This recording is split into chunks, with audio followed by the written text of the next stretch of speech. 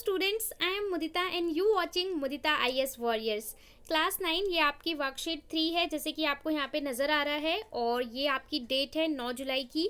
निम्नलिखित गद्यांश को ध्यानपूर्वक पढ़िए और पूछे गए प्रश्नों के उत्तर दीजिए। तो आप मेरे साथ साथ प्रश्नों के उत्तर ढूंढेंगे, ठीक है, और सारे सॉल्यूशन भी आपको मिल जाएंगे वीडियो के एंड तक।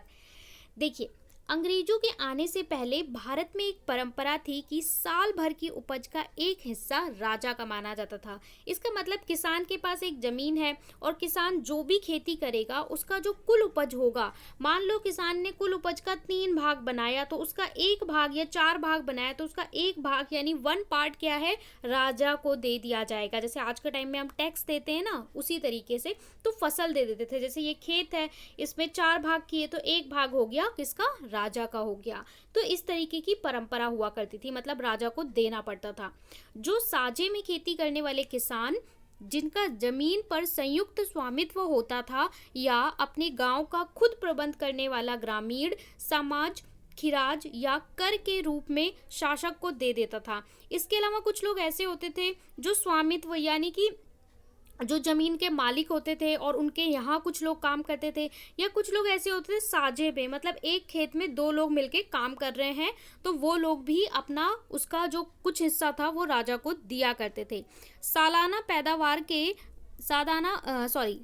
पैदावार के घटने बढ़ने के साथ राजा का भाग भी अपने आप घट या बढ़ जाता था। अब जैसे किसी वक्त वर्षा बहुत अच्छी हुई किसी वर्ष, ठीक है, तो फसल भी बहुत अच्छी होगी, तो उस वक्त जब खेती अच्छी होगी तो जो राजा को मिलने वाला है वो पार्ट भी बढ़ जाएगा। लेकिन किसी वक्त कई बार ऐसा होता था कि हमारी जो वर्षा पे ही हमारी खेती डिपेंड करती है। अगर आप भारत में बात करें तो प्राचीन समय में तो ऐसा था, इतनी सारे आधुनिक तकनीक नहीं थी, तो वर्षा पे ही निर्भर करते थे। तो किसी वर्ष वर्षा नहीं हुई, अब क्या होगा कि फसल खराब हो गई, तो किसान के पास जो अपना लास्ट में जो प्रोडक्ट बचा उसमें से जो राजा को देना है, राजा का टैक्स भी कम हो गया। तो ऐसे में राजा को भी, जब फसल अच्छी हुई तो राजा को भी अच्छा भाग मिलता था, फसल खराब हुई तो राजा को भी भाग कम हो जाता था। अंग्रेजों ने इसे पुरानी परंपरा को खत्म करके एक निश्चित नकद रकम के रूप में माल गुजारी लेना शुरू कर दिया। अब हमारे अंग्रेज में आते हैं, हमारे देश में आते हैं अंग्रेज यानी कि ब्रिटिशर, जिनका आपने नाम सुना होगा।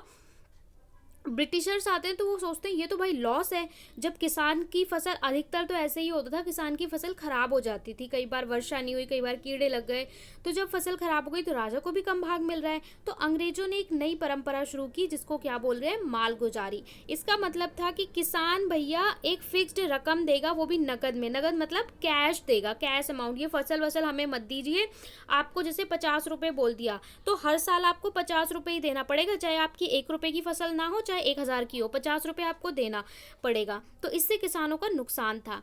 एक रकम जमीन के हिसाब से तय की जाती थी और साल भर के पैदावार चाहे कम हुई हो या ज़्यादा, रकम से पहले तय की गई को वसूल की जाती थी। मतलब फसल उगाने से पहले ही जो अंग्रेज होते थे वो एक रकम तय कर देते थे कि इस साल आपको इतना लगान देना है। आपने लगान सुना होगा, कर सुना होगा, है ना, तो इतना लगान देना है, पहले ही तय हो जाता था।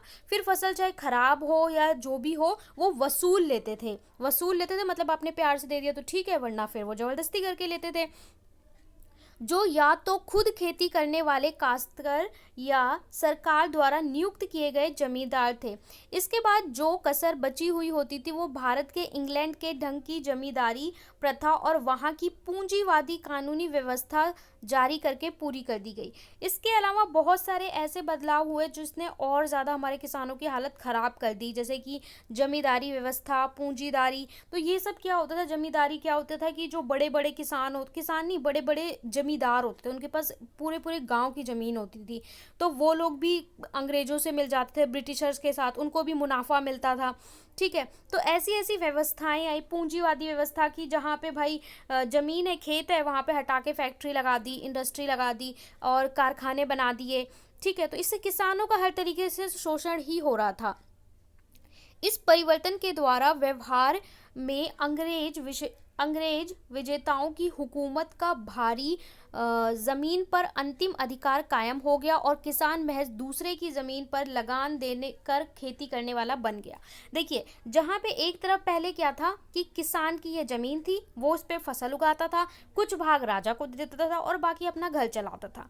कि अंग्रेजों ने क्या किया कि किसानों को इतना इतना उनके ऊपर भार डाल दिया कि वो दे ही नहीं सकते थे कर। अब वो क्या करते थे बेचारे किसान, दूसरों की ज़मीन पे काम करते थे, मतलब अपनी ज़मीन भी उनकी दूसरों की हो गई। ऐसी स्थिति आ गई कि वो बस अपनी खेती पे काम करने वाले बन गए, मजदूर बन गए कि खेती पे जो काम करते हैं खेतों पे दूसरे के, उसके बदले उनको रकम मिल जाती है। मतलब अपनी ज़मीनें भी वो हाथ धो बैठे, ऐसी स्थिति हो गई।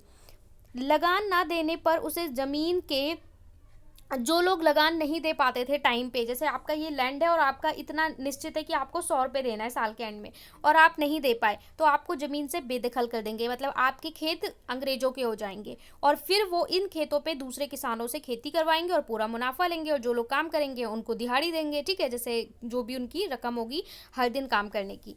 या अंग्रेज सरकार ने ज़मीन कुछ ऐसे लोगों को दे दी थी जिनका उनके जमींदार नाजमत करना पसंद किया करते थे। इसके अलावा जो भी ज़मीन अंग्रेजों के पास चलती थी, क्योंकि ज़्यादातर लोग थे वो इतना लगान नहीं चुका पाते थे, इतना टैक्स नहीं चुका पाते थे, तो वो ज़मीनें चली जाती थी अंग्रेजों के पास। अब अंग्रेज क्या करते थे, या तो खुद उस पर खेती कराते थे या जो बड़े बड़े जमींदार थे, बड़े बड़े साहूकार, उनको दे देते कि भैया तुम ये लो ज़मीन, तुम इस पर खेती करवाओ, पर अब तुम इसके बदले का जो लगान है वो तुम हमें देना। तो जमींदार को क्या है, उसकी ज़मीन बढ़ती जा रही है, वो उनको थोड़ा सा लगान दे रहा है, बाकी अपना मुनाफा ले रहा है, और जो एक किसान था, एक नॉर्मल किसान था, उसकी अपनी ज़मीन धीरे धीरे इन लोग के हाथों में चली गई। यह लोग भी सरकार की मर्जी से ही जमीन के मालिक थे और मालगुजारी ना देने पर उनसे भी जमीन छीन ली जाती थी। और जो बड़े बड़े जमींदारों को जमीन मिलती थी उनको भी एक निश्चित अमाउंट देना होता था, अंग्रेजों को थोड़ा ज़्यादा अमाउंट देना होता था, लेकिन वो भी अगर समय पे अमाउंट नहीं दे पाते, जैसे मालगुजारी कह रहे हैं, तो उनसे भी ज़मीनें छीन ली जाती थी। मतलब हमारे देश में आके हमारे पे ही अत्याचार कर रहे थे। तो बहुत ही ये आपका ब्रिटिश टाइम का बहुत ही इंटरेस्टिंग आर्टिकल था, गद्यांश था। अब आपसे प्रश्न पूछें कि मालगुजारी, जमींदारी, इन शब्द का आपको प्रत्यय छाट के लिखना है। हिंदी व्याकरण में आपने पढ़ा होगा कि उपसर्ग और प्रत्यय पढ़े होंगे, तो वही आपको यहाँ पे प्रत्यय बताने हैं। सालाना शब्द से आप क्या समझते हैं? अपने परिवार से पूछकर और चर्चा कर कर ऊपर जो गद्यांश पढ़ा है वहाँ से उर्दू के शब्द आपको छांटने हैं।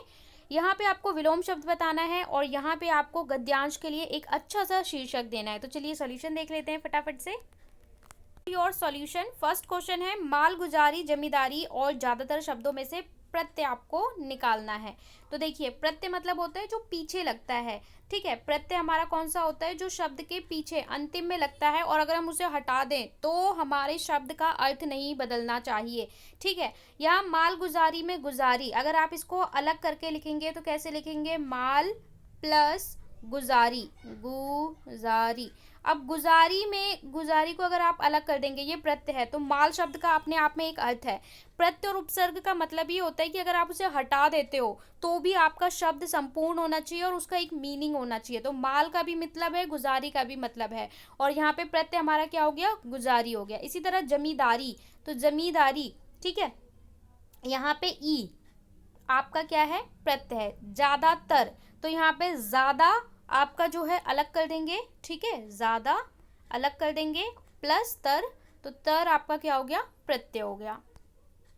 अगला प्रश्न है सालाना शब्द से आप क्या समझते हो? तो देखिए, सालाना का मतलब होता है जो चीज साल भर की जाए, साल भर खेती की जाती है ना, सालाना शब्द का मतलब होता है साल भर, अर्थात वार्षिक, ठीक है, पूरे वर्ष में होने वाली चीज। अगला प्रश्न आपका था कि अपने परिवार से पूछकर और चर्चा कर कर आपको शब्द लिखने थे। सो हमारे यहाँ पे कौन कौन से होंगे? मालगुजारी, नामजद, हकमत, रकम, हुकूमत, बेदखल, और भी कई वर्ड्स हैं। तो आपको जो जो समझ में आ रहे हैं वो आप लिख सकते हैं, पर इतना मेंशन नहीं किया है कि आपको 10 लिखना है, 5 लिखना है, 3 लिखना है, तो आप कितने भी लिख सकते हैं, ठीक है। अगला प्रश्न है कि इनके आपको विलोम लिखने हैं। जमीन का आसमान, मालिक का क्या होता है? नौकर, राजा का रंक, तो ये आपको लिखने हैं, ये आपको पैराग्राफ यानी गद्यांश से ही दिए गए हैं। अगला प्रश्न है कि आपको उपयुक्त शीर्षक देना है। तो ब्रिटिश काल में भारत, क्योंकि यहाँ पे देखिए आपको बताया गया है कि उस समय जब अंग्रेज थे तो भारत की क्या स्थिति थी, तो आप इसे लिख सकते हैं ब्रिटिश काल में भारत। इसके अलावा आपको जो भी अच्छा शीर्षक लगे वो आप दे सकते हैं।